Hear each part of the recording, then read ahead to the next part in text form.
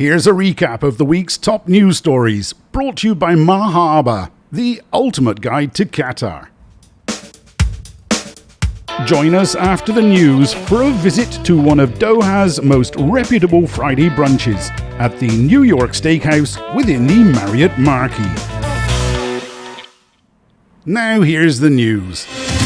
Starting with last Friday, when Qatar scrapped quarantine requirements for fully vaccinated and recovered residents. The new policy came into effect from February the 28th.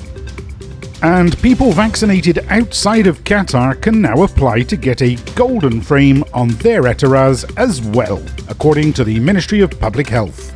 On to Saturday, and the Defence Minister inaugurates Qatar's Al Shamal training ship, one of the world's largest training ships. And the Sheraton Grand Doha celebrates its 40th birthday. On Monday, it was announced that the 321 Qatar Olympic and Sports Museum is to open on March the 31st.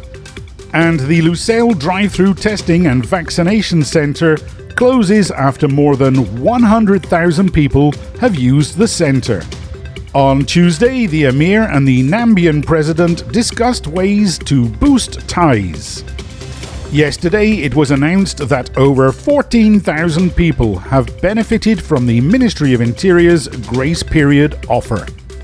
And in this morning's newspapers, Qatar Museums discovers Qatar's oldest known natural pearl bead in an ancient grave.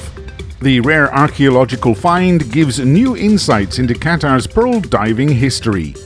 Discovered in a grave in Wadi al-Dabayan, the pearl dates back to 4600 BCE. That's all for the news this week. Join me now as we take a look around one of Qatar's finest Friday brunches in the New York Steakhouse. This week we're in one of the most reputed Friday brunches in Doha, the New York Steakhouse within the Marriott Marquis. The brunch format is a la carte. There's an extensive brunch menu, and you can order anything you like from it, as many times as you like. Some dishes are for one, some to be shared.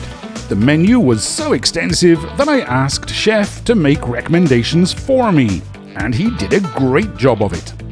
First out was an amazing seafood platter named the Fulton Street Seafood Tower. Poached Canadian lobster, Alaskan king crab, giant prawns, scallop ceviche, octopus escabeche, and tuna ceviche. Beautifully prepared, beautifully presented, and an absolute delight to eat. As a true seafood lover, this was an absolutely fabulous start. Next up was the amazing slow-roasted Wagyu tomahawk rack. This comes to your table on a trolley and they slice it right there in front of you, served with milk buns and cheddar popovers, and dollops of mustards along with their very own freshly prepared horseradish. Of course, the Wagyu was cooked to perfection. Most of the dishes on the menu are named after New York districts. And next up was an assortment presented on a board. First, I tried the Staten Island 36 hot dog. Scallop, lobster and black truffle sausage in espelati brioche with fennel relish and caviar mayo. Next was the Williamsburg Standard toast. Avocado served on organic sourdough with blistered tomatoes and egg. Next was the East 65th Burger Jr., a Wagyu patty served with foie gras and raclette. And last on the board, but one of my favourite dishes of the day, was the Angus sandwich. Prime strip loin, Edam cheese, and a spicy hollandaise sauce served as an open sandwich. Then came short ribs croquets. Vine-braised short ribs with breadcrumbs and a spicy sauce. These were amazing and jumped to the number one position in my croquets top 10. And that was followed by a plate of Hudson Valley Caparcio. And then for my final mains salvo, beef cheek, grilled skirt steak, and Long Beach sea bass.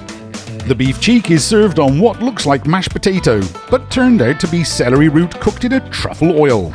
Served with a tasty braising jus, pecorino, and a fried egg on top. A really hearty dish.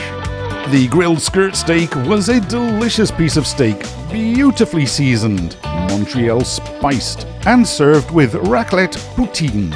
And finally, the surprise of the day was the sea bass. I've ordered sea bass in some very reputable seafood restaurants, and here I am in a steakhouse eating what in all honesty is one of the best plates of sea bass I've ever had.